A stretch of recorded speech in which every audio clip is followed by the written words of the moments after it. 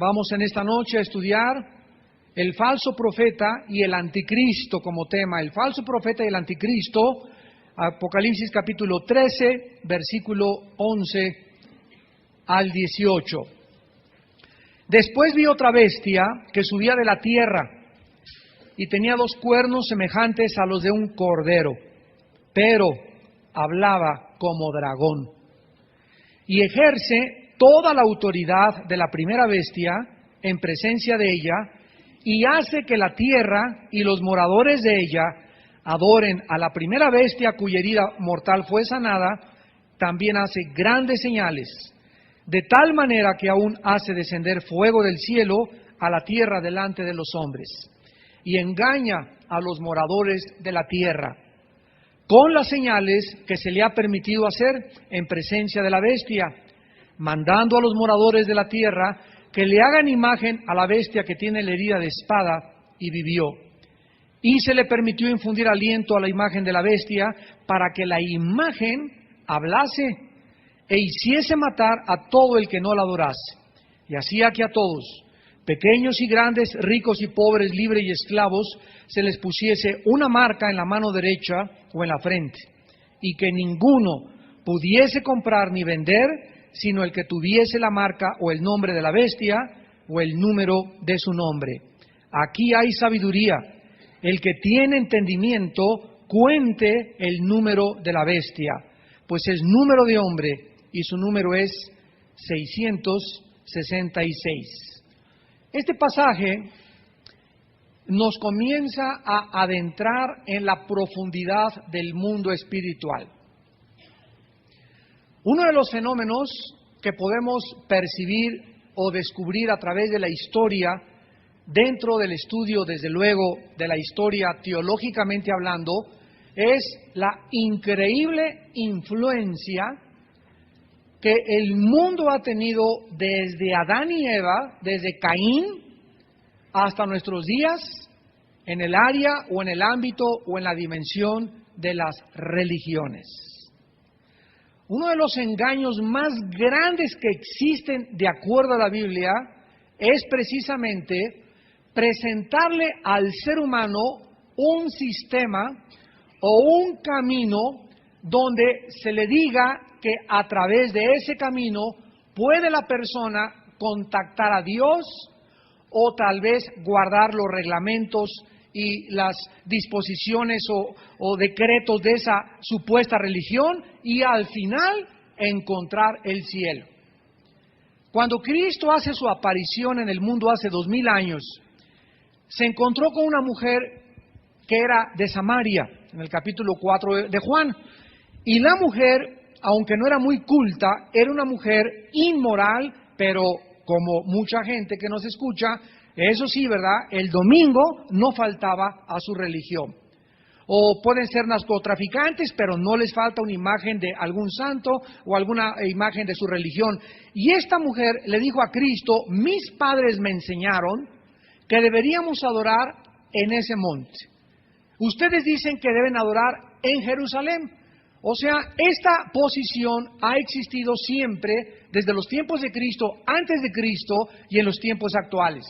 El ser humano, cuando no conoce la Biblia, no sabe exactamente cuál es la diferencia entre los mormones, los testigos de Jehová, o el catolicismo romano, o el protestantismo, o el unitarismo, o la dianética, o la masonería, o la cienciología, etcétera, etcétera. Y entre todos estos caminos, o los rosacruces, etcétera, etcétera, entre todas estas puertas que nos invita el enemigo para que toquemos y entremos y podamos encontrar la verdad, Cristo hace su aparición hace 2000 años y dice estas palabras: yo soy la verdad, yo soy el camino y yo soy la vida eterna. En otras palabras, en cualquier otro camino donde tú te encuentres, dice Jesús, en cualquier puerta que tú toques o en cualquier religión, dogma en el que tú te encuentres que te prometa la vida, no es verdad, porque yo soy el único camino, yo soy la única verdad objetiva y absoluta, y yo soy el único que te puede dar vida después de esta vida. Esta declaración de Cristo, donde Él entra al escenario mundial hace 2000 años, fue radical, extrema, dogmática. Yo recuerdo muy bien que antes de que yo me convirtiera, este versículo de Juan 14:6 fue uno de los que me hizo considerar seriamente las proposiciones filosóficas de Jesucristo y además analizar profundamente su vida, porque inmediatamente me vino al pensamiento cuando leí estas palabras: o este hombre le patinaba feo, este hombre o era un psicótico, o era un paranoico, o verdaderamente, ¿verdad?, era una persona afectada de sus facultades mentales, o este hombre es lo que él dijo ser. Y si él es lo que él dijo ser, yo necesito caer de rodillas delante de él y decirle y llamarle mi Señor y mi Dios. Y desde ese momento no hacer caso ni de mormones, ni de masones, ni rosacruces, ni ciencia cristiana, ni comunismo, ni ninguna otra ideología, sino sentarme a sus pies y, como les dijo Elías hace miles de años a un pueblo: si Él es Dios, síganlo. O sea, cuando nosotros nos enfrentamos con la verdad y con Jesucristo, no solamente Dios nos dice: quiero que creas que existe Dios y quiero que creas en Jesucristo, sino que nos manda que lo sigamos. No basta con decir creo en Cristo, tenemos que comenzar a seguirlo, porque eso es lo que significa la palabra discípulo. Discípulo, matetus en el griego, significa el que sigue a otro. Entonces, si tú te consideras cristiano, te llamas cristiano, pero no estás siguiendo, no te estás discipulando, no estás estudiando, no estás profundizando, no has tomado la Biblia como la única fuente de tu información y de tu verdad, no es verdad que seas cristiano. Yo conozco cantidad de gente, no se imaginan cuánta gente conozco, que estudian la Biblia y estudian la masonería, estudian la Biblia y estudian el comunismo, estudian la Biblia y estudian la dianética. Y Jesús dijo: no podéis servir a dos amos. Entonces, esto es importante porque nos damos cuenta que al enfrentarnos con Dios, Él es el Dios de la Biblia, Él demanda de nosotros una obediencia total. La teología demanda discipulado. Una vez que conocemos a Dios, que es la teología, es importante que ahora comencemos a seguir a aquel que decimos que en Él creemos y que sabemos que Él es la única y absoluta verdad. A través de todas las religiones, a través del tiempo, todas se han usado para manipular, ejercer coerción, para poder beneficiarse con sus intereses. Y tenemos la historia, ¿verdad?, que en el nombre de Dios, ¿cuántas religiones matan a sus semejantes? Por ejemplo, el Islam. Tenemos a un grupo de radicales islámicos fundamentales que se ponen bombas en el nombre de su Dios Alá y se sacrifican. Tenemos los pilotos en la Segunda Guerra Mundial japoneses, los kamikaze, que se ponían una banda y se iban contra los portaaviones en una desesperación porque sabían que les esperaba después la vida. Tenemos el nombre, ¿verdad?, de otra religión popular que en los tiempos de la Inquisición, 500 años duró la Inquisición. 500 años mataron a todos aquellos que se opusieran al centro de esa religión. En el nombre de Dios.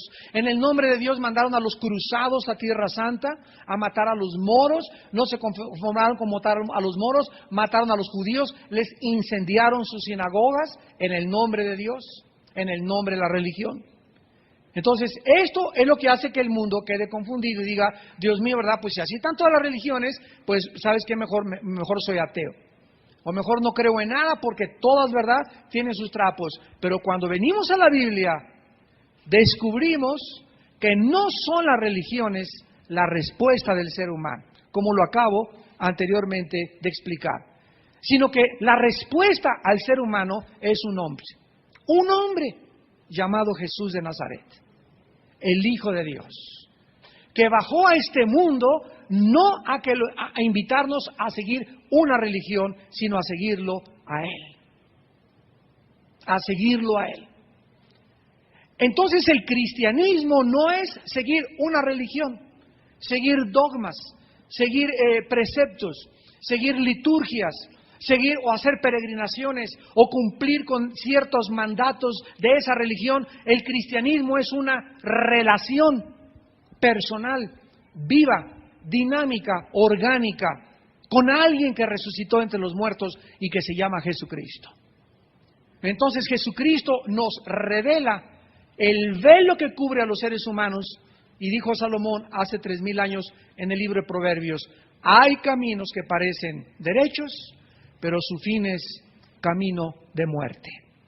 En el Evangelio de Mateo, capítulo 24, Jesucristo insistió en que alguien vendría antes que Él y que vendrían antes que apareciera por segunda vez en el mundo falsos maestros, falsos predicadores, falsos profetas, falsos apóstoles, falsas iglesias, y es algo que todos nosotros al estudiar al falso profeta, que es la culminación del engaño en el mundo, como los voy a ir preparando para que lleguemos a esto, Jesucristo quiere que entendamos que no todo a nuestro alrededor es real.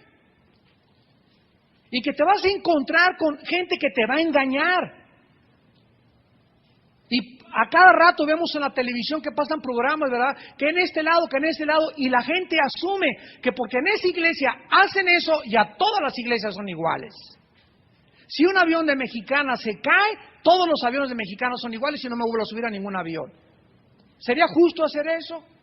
Choca un avión de American Airlines, ya no me vuelvo a subir en un avión de American Airlines, ¿verdad? Un boxeador es borracho, todos los boxeadores son borrachos. Un político lo agarran robando, todos son una bola de ladrones. No es cierto, hay políticos honestos, aunque no lo quieran creer. Poquitos, pero los hay. Entonces, en todas las áreas del mundo, una mujer lleva 3 matrimonios, todos los hombres son igual, porque le fue en feria como los 3, ya cree y generaliza. No puedo jamás encontrar a un hombre realmente, y claro que los hay, claro que los hay. Y así es exactamente con el cristianismo. Hay cantidad de gente lastimada, herida, que se va porque en esta revista dicen esto, porque en aquel cine dicen esto, etcétera, etcétera, generalizan y no tienen la suficiente madurez para tener un juicio, porque se necesita tener discernimiento y un juicio adecuado, un juicio basado en las Sagradas Escrituras para poder entender que no es así la realidad. En Mateo 24, Cristo más de 3 veces hizo esta advertencia. Versículo 5, porque vendrán muchos en mi nombre diciendo, yo soy el Cristo, ¿y qué harán? Ahí está.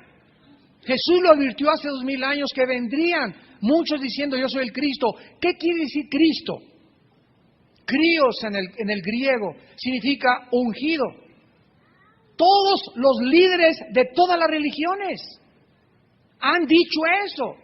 Aquí es donde se encuentra la verdad. Yo soy el ungido de Dios. Yo recuerdo hace un tiempo que platiqué con un testigo de Jehová y le dije, ¿quién es el fundador de tu secta? Charles Russell y el juez Rutherford. ¿Qué dijo Charles Russell? Que en 1914 el mundo se iba a acabar. No se acabó el mundo.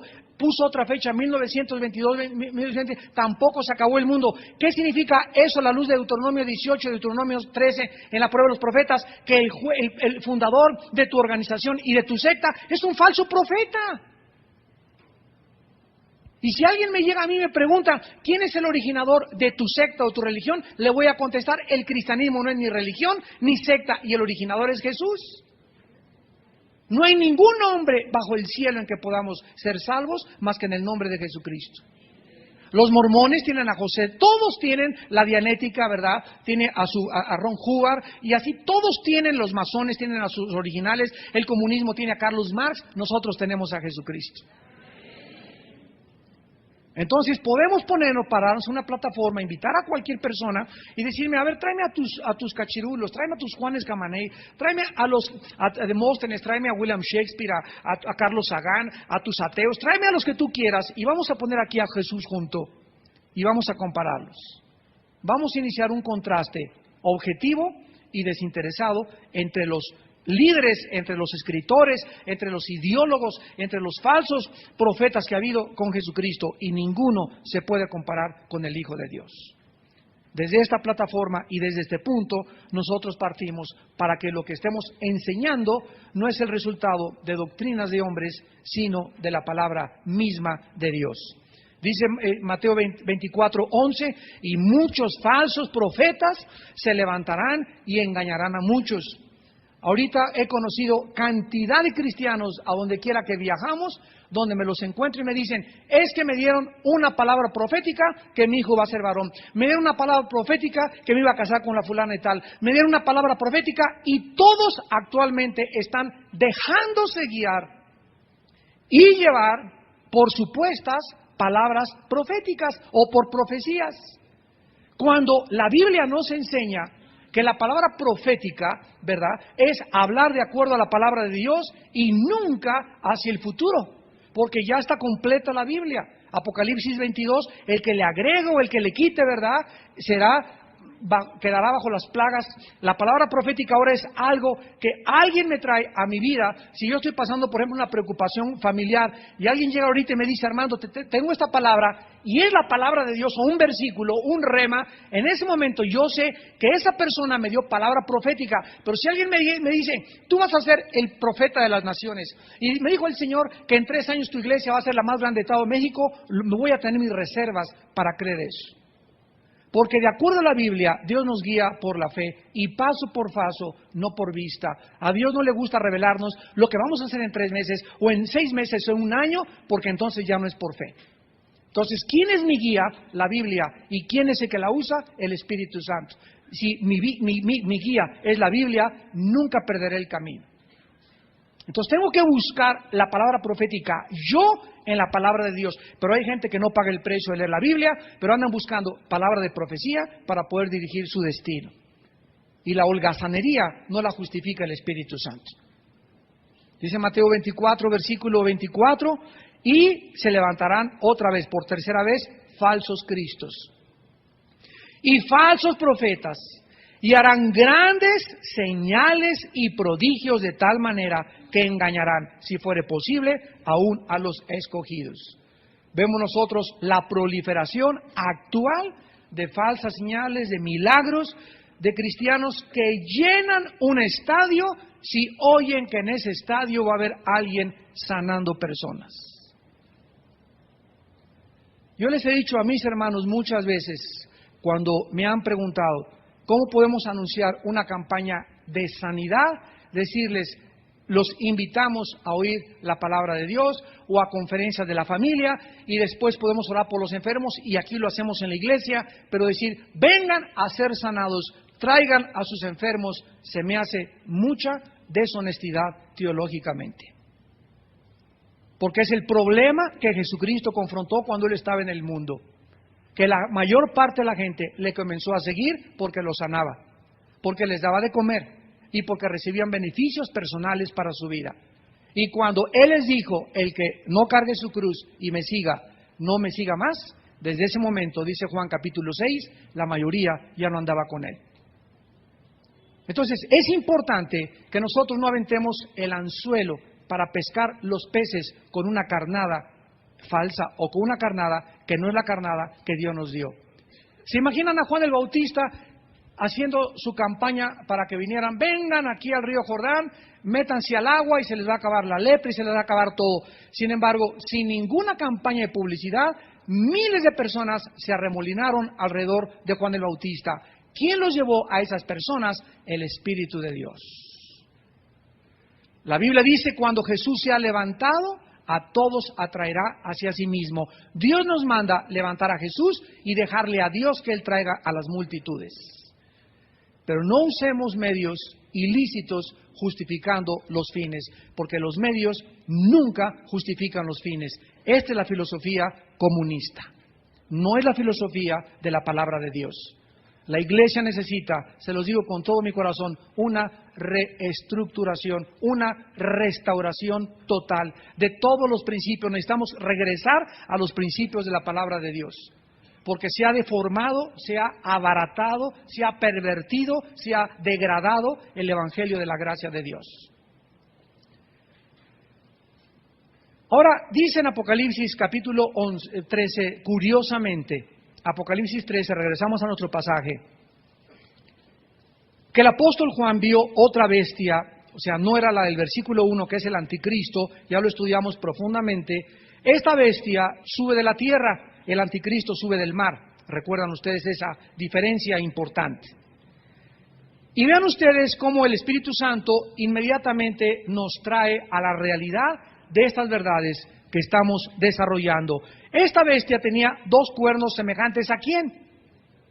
¿O sabían ustedes que Satanás lanza al mundo a la mano derecha del anticristo y lo va a presentar al mundo precisamente con una imagen del animal más manso y más humilde con el cual la Biblia a nosotros los cristianos nos compara, que es la imagen de un cordero?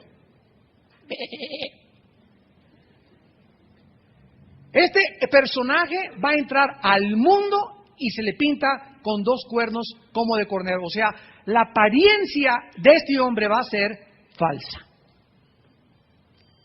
Y esto nos muestra claramente que el hombre ve lo de afuera, Dios ve el interior. Nosotros, lo único que necesitamos ver a una persona vestida de blanco, con cara así, para allá, ¿verdad?, hasta besarle la mano o decir, es un santo, o si vemos una persona por allá con un hábito, ¿verdad?, o con alguna cosa, ya sea monje budista, o sea monja o monje, lo que sea, a una persona que le damos así, ya por lo de afuera, ya sabemos que ese cura, o ese sacerdote, o ese monja, o esa persona representa religión, y ya es santo, ¿verdad? Y unos hasta llegan y hasta les besan la mano, porque lo de afuera jamás hace al santo.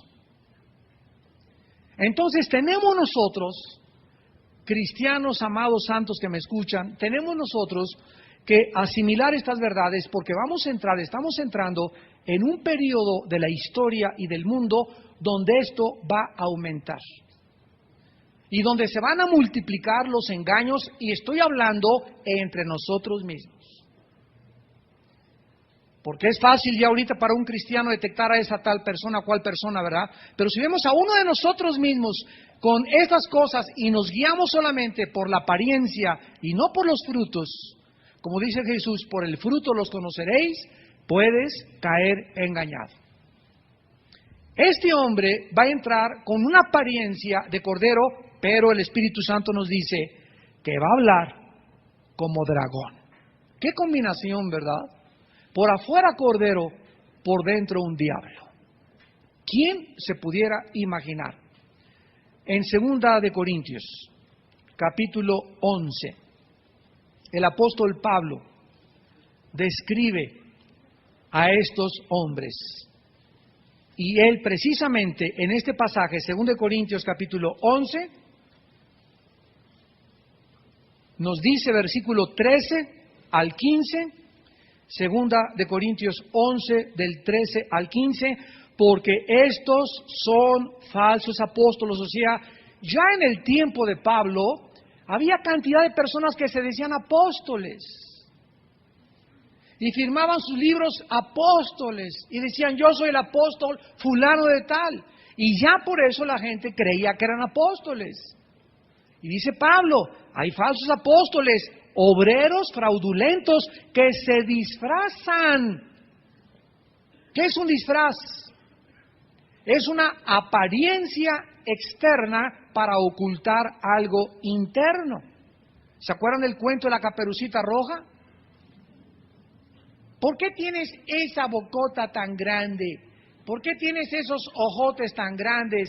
O sea, en esta moraleja, el lobo sabe que no se puede acercar a la Caperucita como lobo, sino que se tiene que acercar a ella disfrazado, tiene que cubrir su apariencia.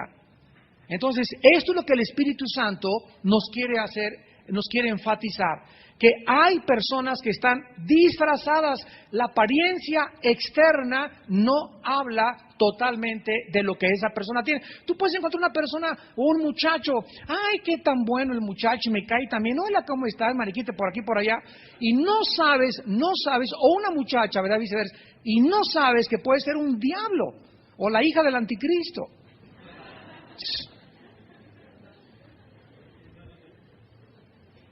¿Por qué? Porque entre los jóvenes se van por la apariencia. Está guapo, está bonita, está simpática, tiene coche, tiene esto, pero no nos fijamos ni nos damos el tiempo para conocer el corazón. Y no es hasta después de 3 o 4 pruebas que tú descubres que esa persona no es como... Igual para los socios, para una empresa, ¿verdad? Nunca hagas socio para una empresa, para un negocio, con una persona que apenas conoces. Es que es pariente mío, peor todavía. Te puede llevar al baile. Y no es maravilla, versículo 14, o sea, no nos sorprendamos porque el mismo Satanás se disfraza, cubre su apariencia y se presenta como un ángel de luz. Y ahí está precisamente el medio que él usa, que son las religiones. ¿Quién se puede imaginar? El Partido Comunista, bueno, hay malos, ¿verdad? Y la secta de la Liga 23 de Septiembre, ETA, los terroristas de España, y Al Qaeda, los terroristas del Medio Oriente, y bueno, son grupos, ¿verdad?, que nadie te necesita decir que ni siquiera se disfrazan, pero cuando el diablo se disfraza de religioso, se disfraza de bondadoso, se disfraza de Mesías, es cuando es más peligrosa su actitud y el daño que te puede ocasionar. Y el mundo ahorita se está preparando para poder enfrentarse a este hombre que los va a engañar. Hitler se disfrazó y le dijo al pueblo alemán hace 50 y tantos años, se presentó como un falso Cristo, porque le solucionó el problema del comunismo, sacó a los comunismos de Alemania, le solucionó el problema del desempleo, se levantó la Porsche a través de la Volkswagen significa el carro del pueblo, y comenzó Alemania a subir como la espuma, y les dijo, les prometo esto durante un reinado del Tercer Reich de 1000 años. Y se lo creyeron. Entonces, cuando este hombre entre y haga esto, va el mundo a estar preparado. Esta semana tuvimos un fenómeno político en Europa.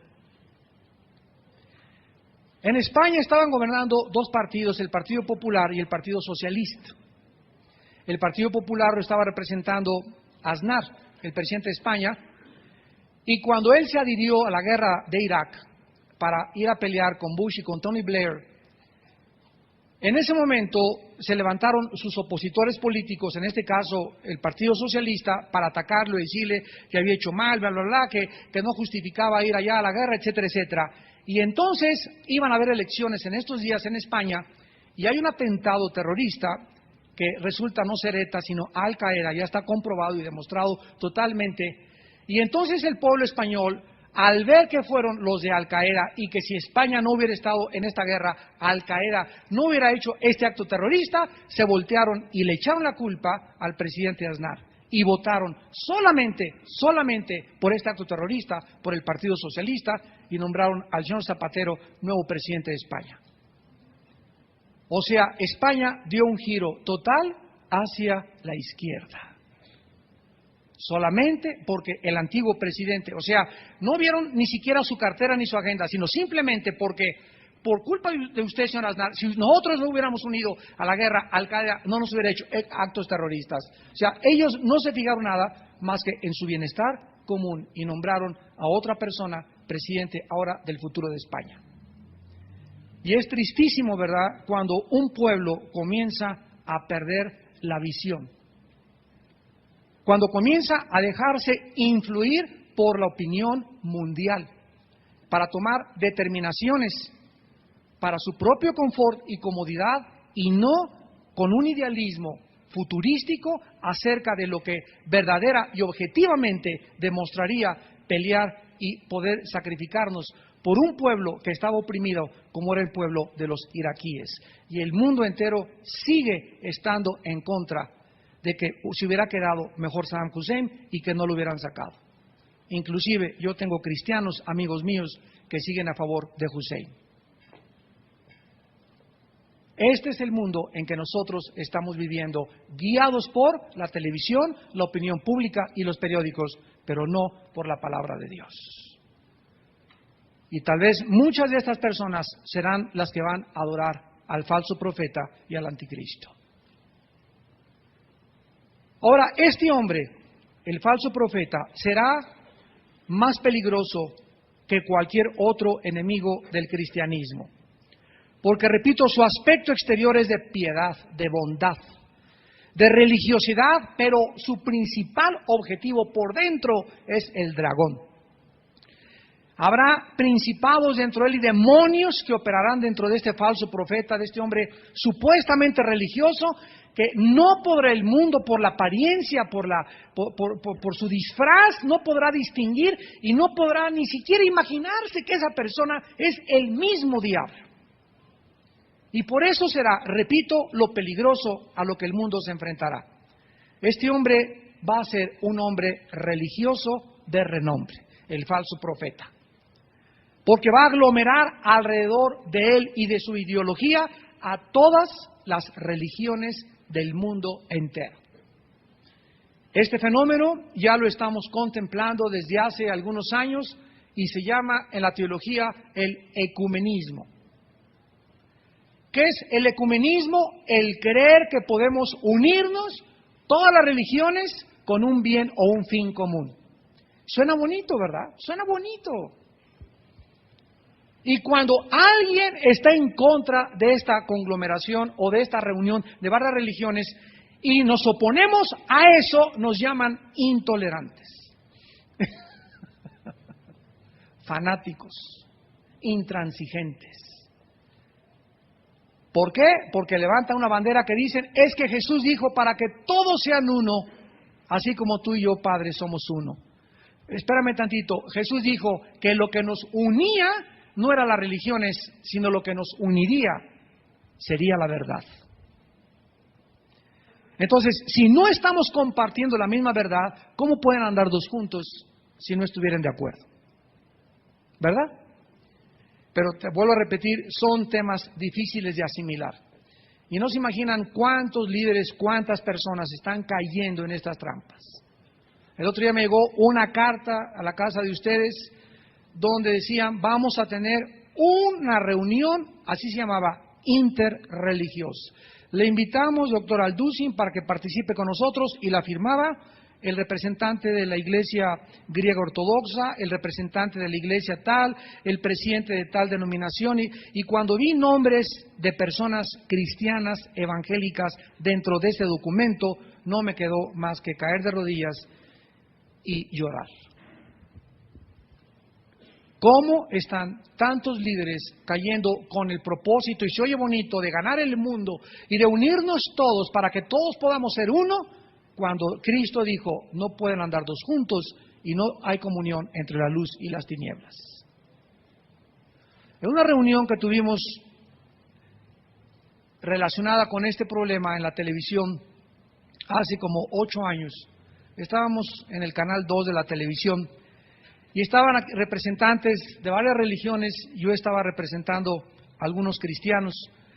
Y entonces una persona me dijo, es que debemos unirnos todos porque todos llevan a Dios, y porque me llamaron intolerante, el señor Alducin no se pone de acuerdo, me dijeron, usted es la oveja negra aquí del grupo, así me dijeron.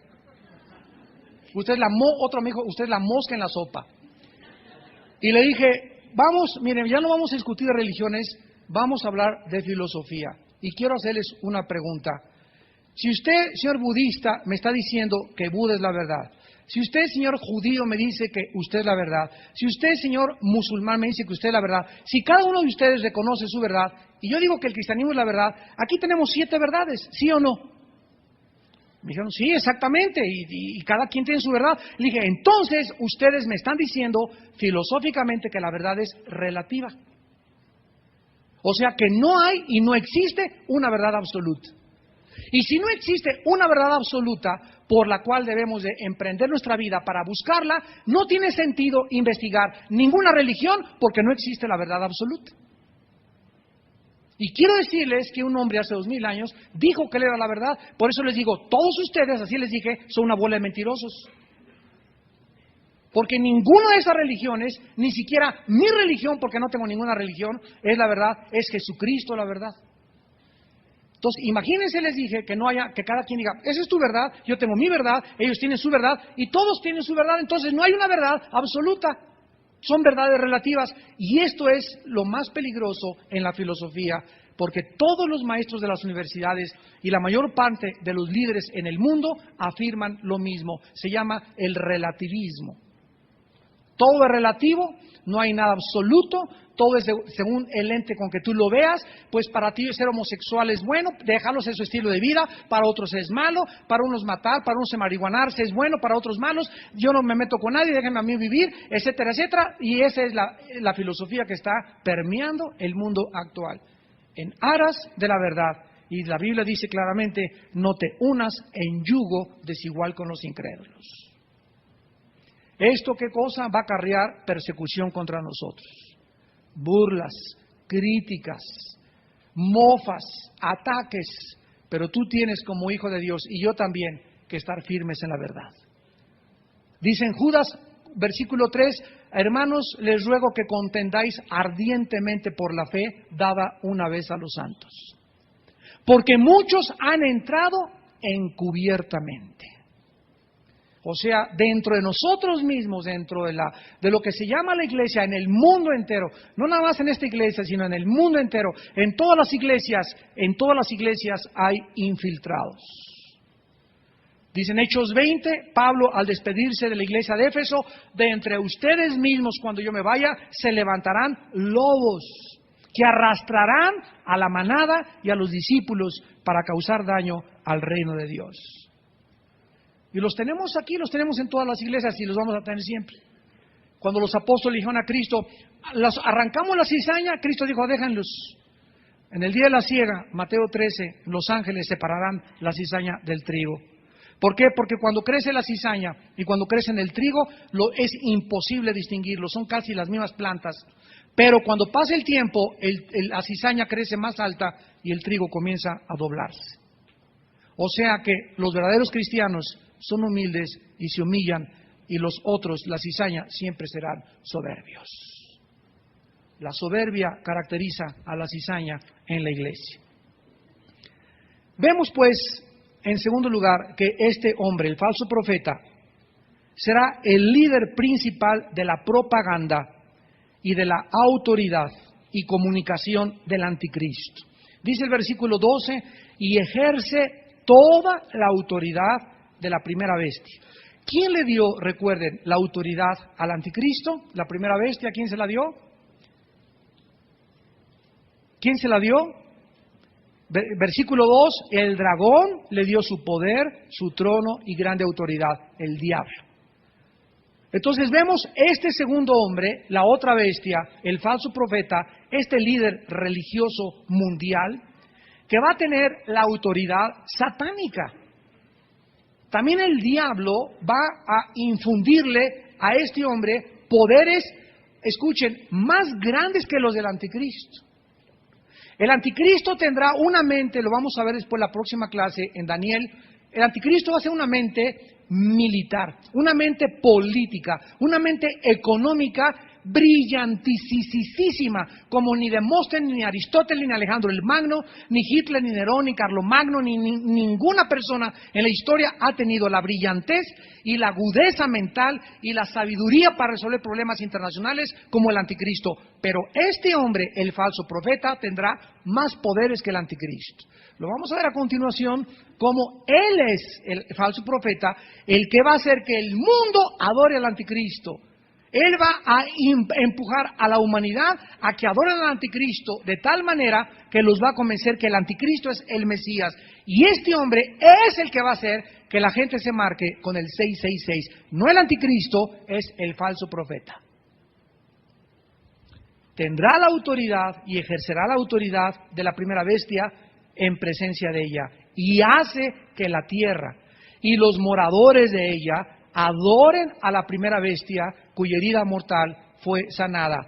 El aumento actual de milagros, repito, prodigios y señales mentirosas en el mundo. Ahorita tenemos ovnis, santos sangrando, estatuas sangrando, impresiones en las puertas y en los árboles de imágenes, personas con estigmas, disque con estigmas en las manos, aguas milagrosas que sanan, apariciones de personajes de santos y de vírgenes.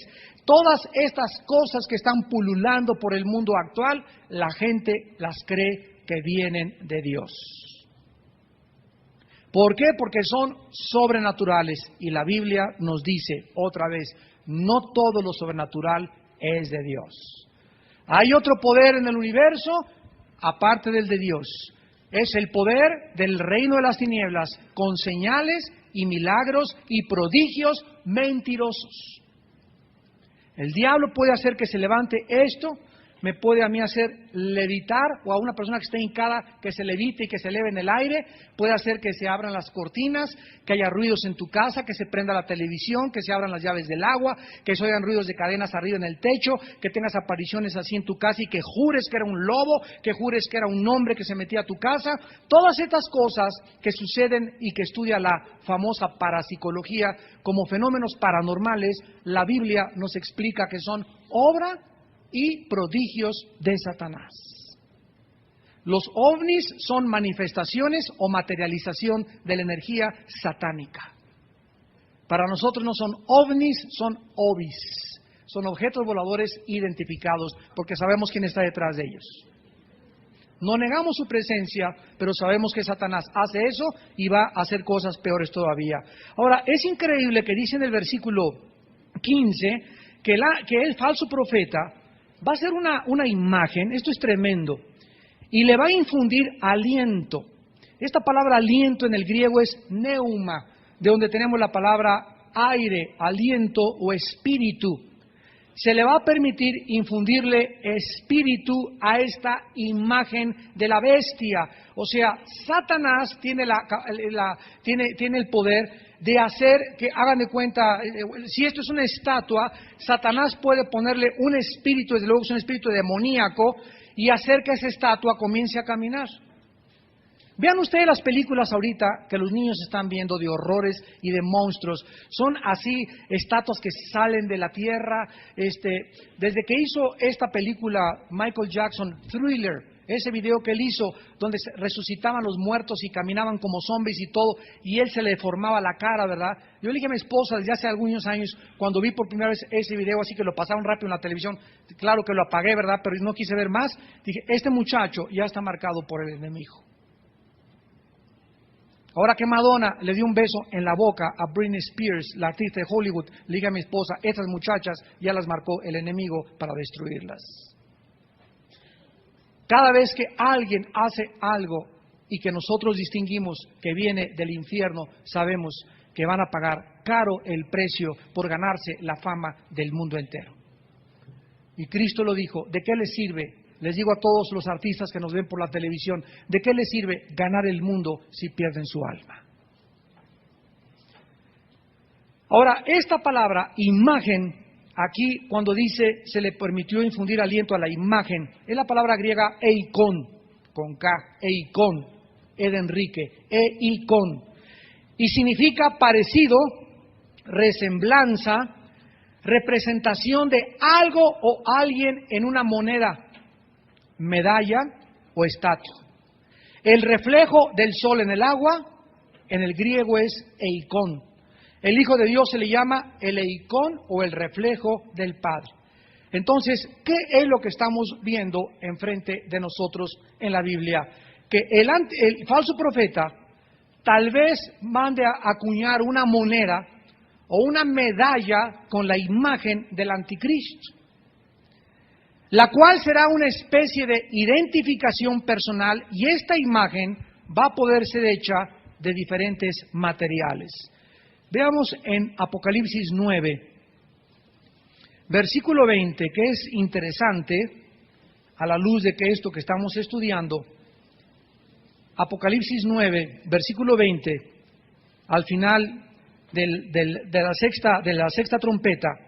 Y los otros hombres que no fueron muertos con estas plagas, ni aún así se arrepintieron de las obras de sus manos, vean con cuidado, ni dejaron de adorar a los demonios y a las eicones o a las imágenes de oro y plata, bronce, piedra, madera, las cuales no pueden ver, ni oír, ni andar.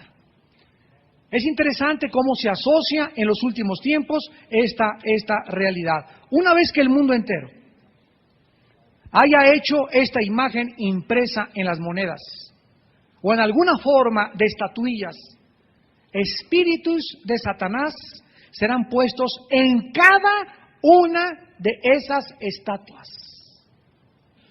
o en cada una de esas medallas, o en cada una de esas monedas, de tal manera que puedan controlar a la persona que se la cuelgue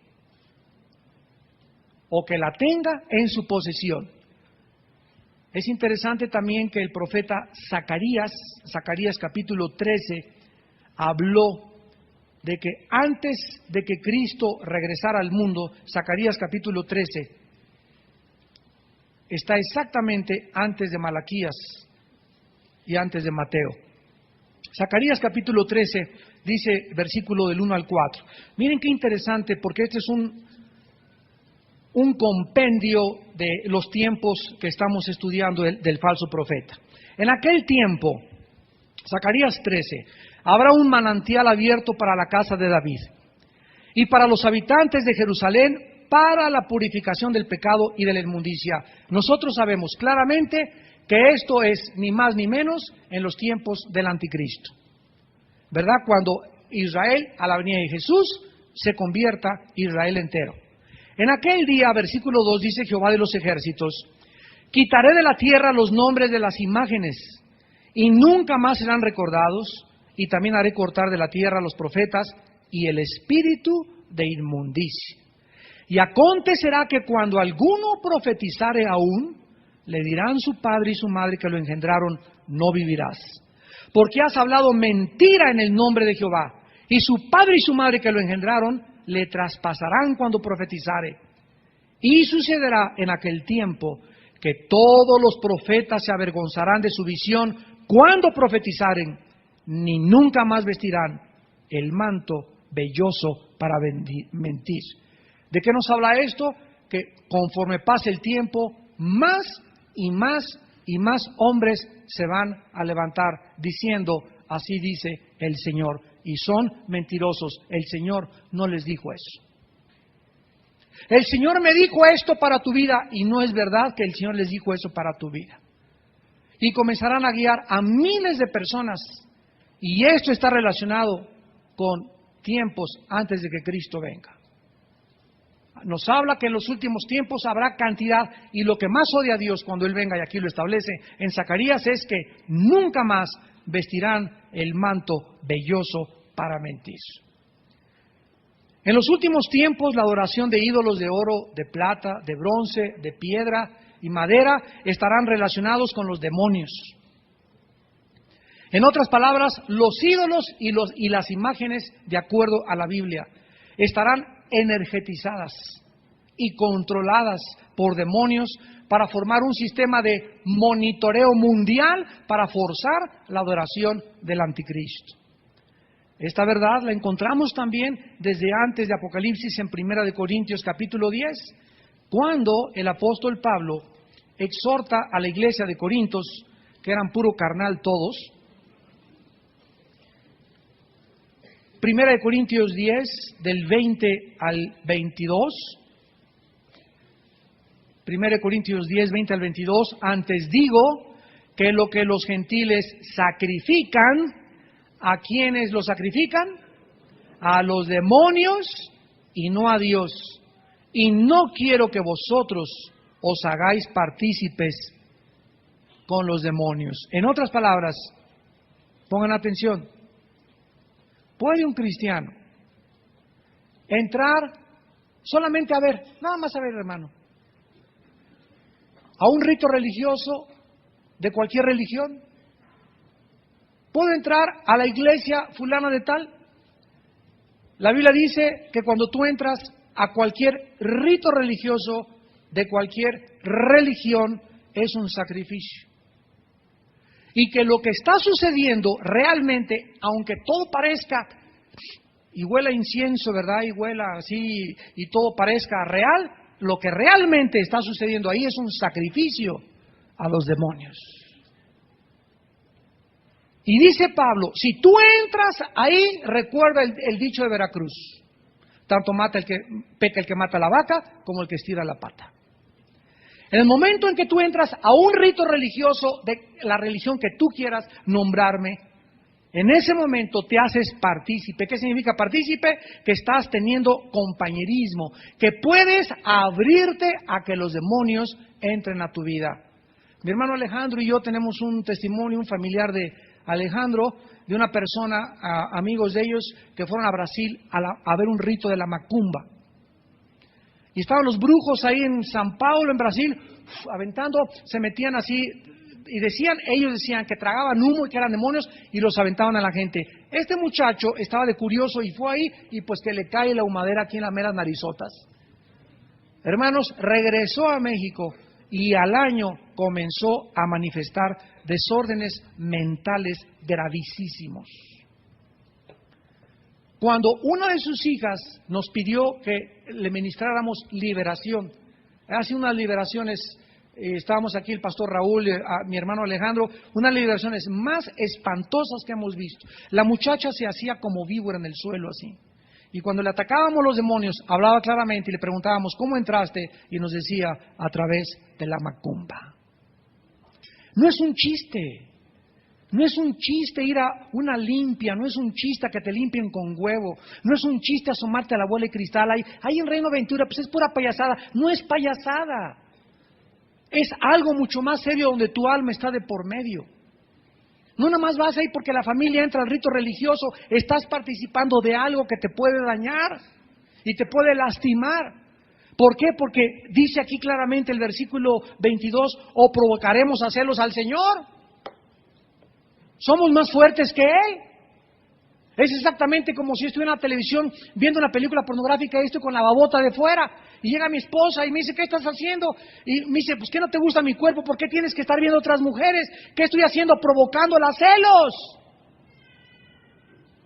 O que tú encuentres a tu esposa viendo otros hombres, te va a gustar, te vas a enojar, te provoca celos, ¿verdad? ¿Por qué? Porque amas a ese ser amado. Dios dio su vida por nosotros y es un Dios celoso. Y su celo es un celo santo por nosotros. Y Él nos quiere advertir que el pecado ha hecho tanto daño a nuestra mente que no podemos nosotros clasificar como algo grave lo que Dios considera grave. Cuando Dios estableció la pena capital en el Antiguo Testamento, a nosotros la pena capital es que nosotros no hemos entendido la gravedad de lo que significa el pecado para Dios. Por lo cual se nos hace demasiado drástico las advertencias que Dios nos hace en la Biblia. Se me hace muy fuerte esto, se me hace muy drástico, es que tu mente no ha podido captar la enormidad del daño del pecado que puede hacerte en tu vida, en tu familia, en tu negocio y como nación también. Por eso nosotros, cuando venimos a la Biblia, debemos recordar que Dios es un Dios celoso. Que lo que nos dice es porque Él nos ama profundamente al grado que dio su vida en la cruz por nosotros. Y que Él no quiere que suframos más. Y que el mundo es invisible, es real, y que los demonios aumentarán su eficacia y su energía contra los seres humanos que no han querido soportarse ni someterse a la verdad del Espíritu de Dios. Oremos. Señor, te damos gracias en el nombre de Jesús por tu palabra, a la cual haríamos bien en estar atentos como una antorcha que alumbra, Señor, en lugar de tantas tinieblas que nos rodean. Porque ya está en acción el misterio de la maldad. Y entonces se manifestará aquel inicuo a quien el Señor matará con el espíritu de su boca. Inicuo cuyo advenimiento es por obra de Satanás, con gran poder, y señales y prodigios mentirosos, y con todo engaño de iniquidad para los que se pierden, por cuanto no recibieron el amor de la verdad para ser salvos.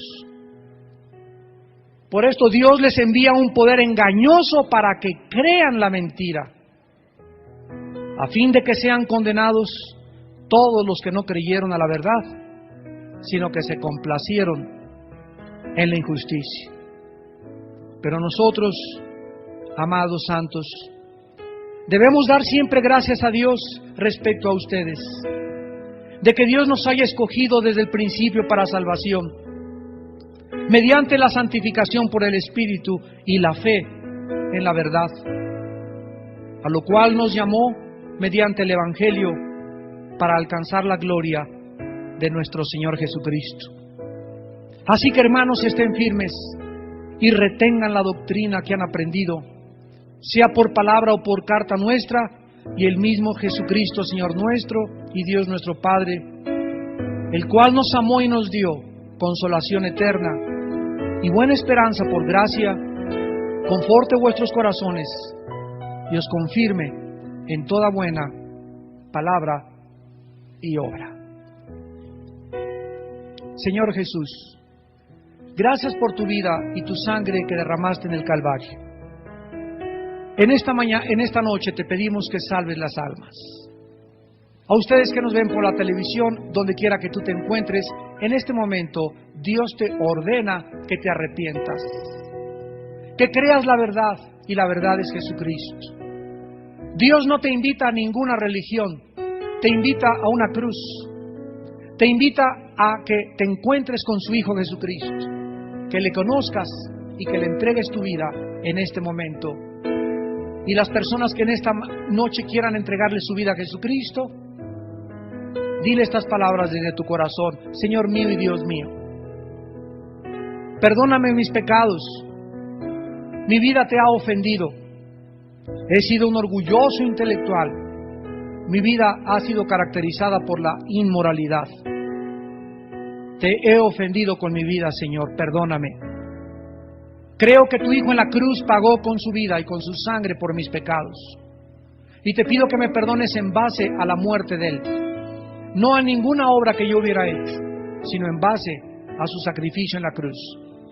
Señor Jesucristo, creo que tú eres el camino, la verdad y la vida, y que no puedo encontrar fuera de ti el perdón de mis pecados. Te pido que entres a mi corazón como mi Señor y mi Salvador, y te recibo como mi Rey. Gobierna mi vida, porque desde este instante comenzaré a seguirte hasta el día de mi muerte. En el nombre de Jesús. Amén.